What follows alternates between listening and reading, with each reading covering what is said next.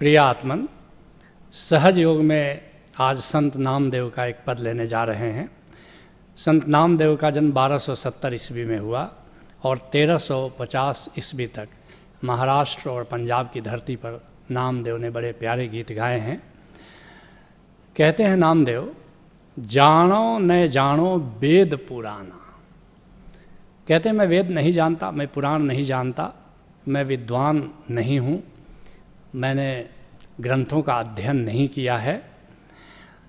क्योंकि अक्सर लोग जो परमात्मा को खोजते हैं ग्रंथों में खोजते हैं, वेद पढ़ते हैं, उपनिषद पढ़ते हैं, गीता पढ़ते हैं, रामायण पढ़ते हैं, भागवत पुराण पढ़ते हैं, कथाएं पढ़ते हैं और सोचते हैं कि शायद इन ग्रंथों के अध्ययन से वे परमात्मा को पा लेंगे।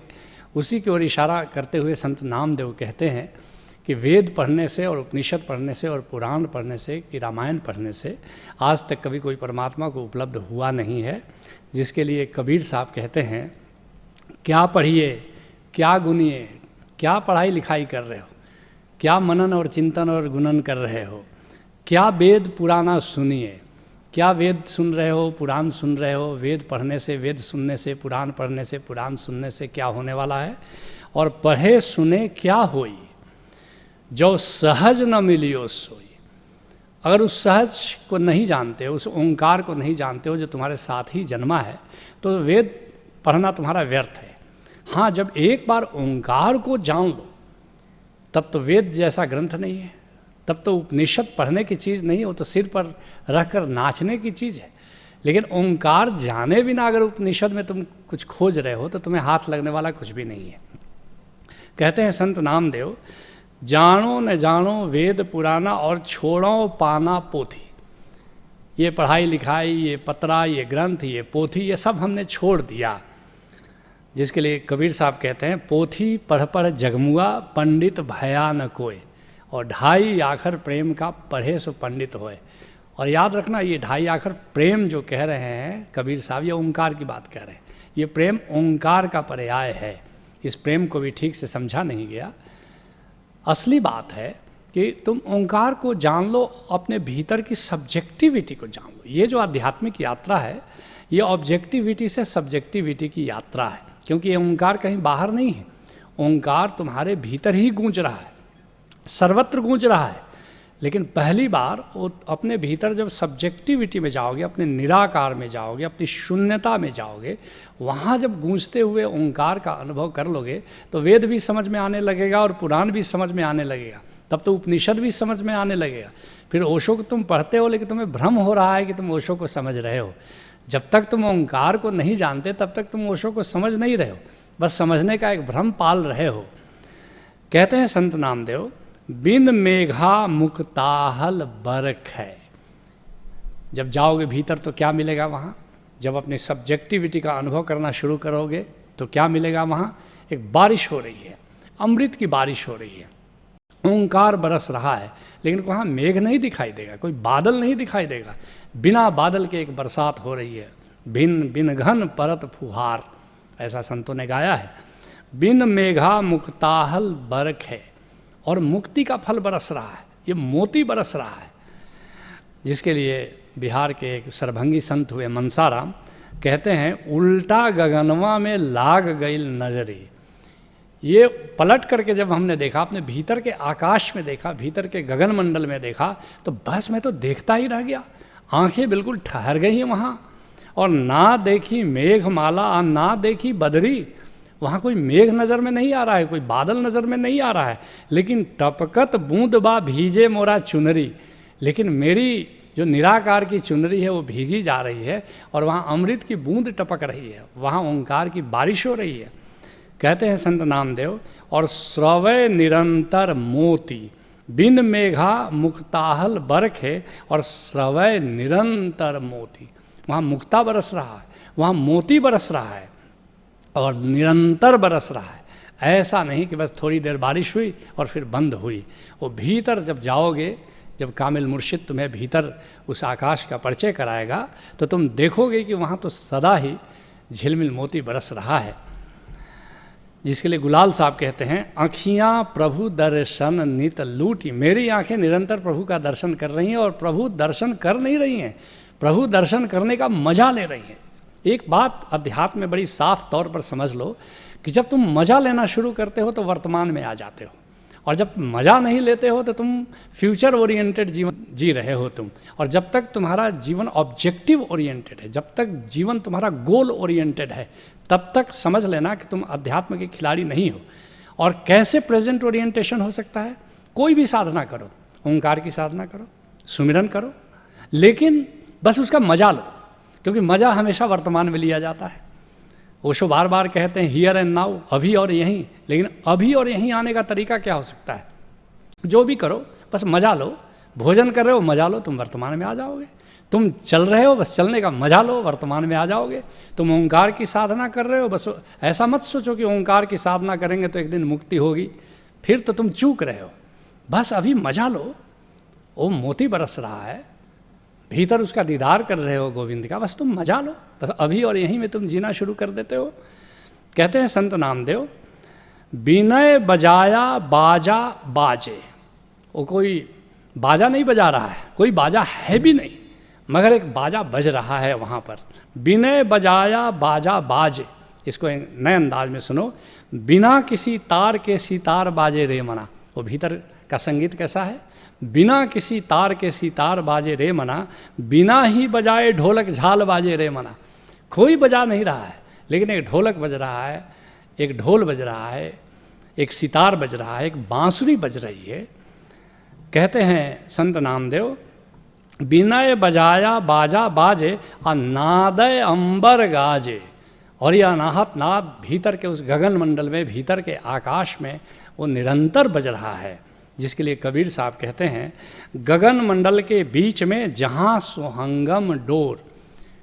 जो भीतर का आकाश है, जो भीतर का गगन मंडल है, जहाँ से तुम्हारी सांसें निकल रही हैं और वहीं पर जाकर के मर्ज कर रही हैं। सबद अनाहत होत है सुरति लगी तह मोर। वहाँ एक अनाहत नाद बज रहा है और मेरा ध्यान, मेरी सुरति बस बार बार वहीं खींची चली जा रही है। कहते हैं संत नामदेव, बिन भेरय होत झनकारा। वहाँ कोई भेरी बजाने वाला नहीं है, कोई भेरी नहीं बज रही है, लेकिन एक झनकार हो रही है। कोई वाद्य यंत्र नहीं है, लेकिन वहाँ निरंतर झनकार हो रही है, जिसके लिए कबीर साहब कहते हैं, रस गगन गुफा में अजर झरे। एक अमृत रस बरस रहा है, एक राम रस बरस रहा है। वो भीतर की गुफा में, जो भीतर अभ्यंतर है, जो भीतर निराकार है, उसमें निरंतर राम रस बरस रहा है। और बिन बाजा झनकार उठे जा। कोई बाजा नहीं है, लेकिन निरंतर वहाँ से एक झनकार हो रही है। और समुझ परे जब ध्यान धरे। लेकिन ऐसे तुम्हारे ख्यालों में आएगा नहीं। जब वहाँ ध्यान दोगे, वहाँ ख्याल जब तुम्हारा जाएगा, वहाँ जब सुरति जाएगी तुम्हारी, वहाँ जब निरति जाएगी तुम्हारी, तब फिर वहाँ उस बजते हुए ओंकार पर तुम्हारा ध्यान जाता है। नहीं तो ऐसे ही समझ लो, मछुआ बाजार में से तूती की आवाज़ कोई सुनता नहीं। ऐसे ही जगत के शोरगुल में हम जीवन जीते तो हैं, लेकिन उस परम संगीत को सुन पाते नहीं, सुनने का ख्याल भी नहीं पैदा होता। कहते हैं संत नामदेव, न दिसे बजावन हारा। अजीब बात है, बिन भेरे होत झनकारा। बिना किसी भेरी के झनकार हो रही है, लेकिन कोई बजाने वाला दिखाई नहीं पड़ता। बजा कौन रहा है? जिसके लिए कबीर साहब कहते हैं, बाजे जंत्र नाद धुनि होई। एक बाजा बज रहा है, एक नाद बज रहा है, एक धुन पैदा हो रही है, लेकिन जे बजावे सो औरे कोई। लेकिन जो बजा रहा है वह कोई और है। वह कौन है? वह परम चैतन्य है।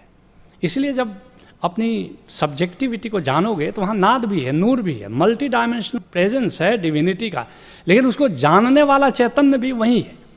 और इसीलिए जो परमात्मा का विराट चैतन्य स्वरूप है, इसी को संतों ने, बुद्ध पुरुषों ने सबसे ज़्यादा मूल्य दिया है, क्योंकि इस चैतन्य के रूप में ही तुम परमात्मा के दूसरे डायमेंशन को तुम जानते हो। और वो जो परम चैतन्य परमात्मा है, उसी के ये अलग अलग आयाम है, नाद है, नूर है, अलग अलग आयाम है। लेकिन सब आयामों में सबसे अगर महत्वपूर्ण कोई आयाम है तो वो परम चैतन्य ही है। कहते हैं संत नामदेव, बिन पावक ज्योति ही दी से। वहाँ कोई आग नहीं जल रही है, लेकिन रोशनी है, जिसके लिए बिहार के दरिया साहब कहते हैं, बिन दीपक जहाँ बरही ज्योति। दीपक नहीं है, लेकिन ज्योति है, प्रकाश है, आलोक है। और बिन सीपन के मोती होत। वहाँ कोई सीप नहीं है, लेकिन मोती है, क्योंकि वो दिव्य प्रकाश जो है वो मोतियों की तरह, मोतियों की जैसे झालरी लगी है, जैसे दीप मालिकाएं सजी हुई हैं, जहाँ कई तारों की, कई सूरज की जैसे कतार लगी हुई है। जब भीतर जाओगे तो ऐसा तुम देखोगे। संत नामदेव कहते हैं सुनि में सूता जागे। और फिर क्या होगा, जब अपने भीतर के शून्य में जाओगे तो एक जागृत नींद, समाधि है क्या, तुम जागे भी हो और सोए भी हो, बिल्कुल जैसे शयन में, जैसे नींद में विश्राम हो जाता है, उस विश्राम को तुम उपलब्ध हो जाते हो, लेकिन तुम जागे हुए भी हो, परम होश में हो तुम, जिसके लिए सहजो कहती है जो सोए सो शून्य में और जो जागे हरिनाम। जब भी मैं सोती हूँ तो समाधि में सोती हूँ, समाधि भरी मेरी नींद है, उस शून्य में सोती हूँ, और जब भी मैं जागती हूँ तो हरि नाम के सुमिरन में रहती हूँ। और जो बोले तो हरि कथा, सहजो कहते हैं अलग से हरि की कथा क्या करनी, जो मैं बोलती हूँ वही हरि कथा है। और भक्ति करे निहकाम, और कहती है अब मेरी भक्ति सकाम नहीं है, मुझे चाहिए कुछ नहीं, गोविंद का सुमिरन करने में इतना मज़ा आ रहा है कि अलग से कुछ चाहने की कोई मेरे ज़रूरत नहीं है। कहते हैं नामदेव अंधिया रानो भाव भागो रे भाई। अब सारा अंधेरा छट गया, सारा भय विदा हो गया है मेरा, जिसके लिए सहजो कहती है सहजो गुरु दीपक दियो और देखो आत्म रूप। ऐसा दीपक, ऐसी दृष्टि मेरे गुरु ने दी कि अब मुझे अपना आत्म रूप नज़र आता है। और तिमिर गयो चांदन भयो पायो परगट भूप। सारा अंधेरा चला गया है, भीतर जैसे चांदनी छाई हुई है और बिल्कुल जैसे वह जो परम चैतन्य परमात्मा है वो प्रकट हो गया है। कहते हैं नामदेव जे जोड़ियो ते जे जो ये ते आगे। ऐसे कल्प वृक्ष के नीचे आ गया हूँ कि जो खोजता हूँ, जो चाहता हूँ, बस वही मिल जा रहा है। और कर जोड़िने नाम रे बिनवे। कहते हैं संत नामदेव मैं दोनों हाथ जोड़ करके प्रार्थना कर रहा हूँ, कह रहा हूँ मैं मूर्ख मति थोड़ी, मैं बड़ा मतिमंद हूँ, बड़ा मूर्ख आदमी हूँ, लेकिन ये पद नो हे तारथ जाने तिन्हें पगी लागी कर जोड़ू। मैं तो मूर्ख आदमी हूँ, लेकिन मेरे इस पद का अगर तुम अर्थ लगा दो तो ये पद नो हे तारथ जाने तिन्हें पगी लागू कर जोड़ी, मैं दोनों हाथ जोड़ करके उसके पैरों पर झुक जाऊंगा। संतों की वाणियों का अर्थ लगाना बड़ी टेढ़ी खीर है। गीता पर बोलना बड़ा आसान है, रामायण पर बोलना बड़ा आसान है, लेकिन संतों की वाणी को समझना और समझाना ये बड़ा मुश्किल काम है। इसलिए ओशो ने 25 वर्ष पहले 70 के दशक में संतों की वाणी पर ओशो बोले। उसके पिछले 25 साल में बिल्कुल सन्नाटा है। लोग रामायण पर बोलते हैं, गीता पर बोलते हैं, लेकिन संतों की वाणी को कोई छूना नहीं चाहता, क्योंकि संतों की वाणी पर वही बोल सकता है जो उस अनुभव से गुजरा है। तुम भी किसी कामिल मुर्शिद से जुड़ो, उससे ओंकार का रहस्य जानो, और तब तुम्हें भी संतों की वाणी समझ में आने लगेगी और तुम्हें भी नामदेव अपना प्रणाम अर्पित करना शुरू करेंगे। संतों से नाम का रहस्य जानो, ओंकार का रहस्य जानो, समाधि की कला को जानो और उसी में रमण करना शुरू करो। यही सहज योग है। हरि ओम तत्सत।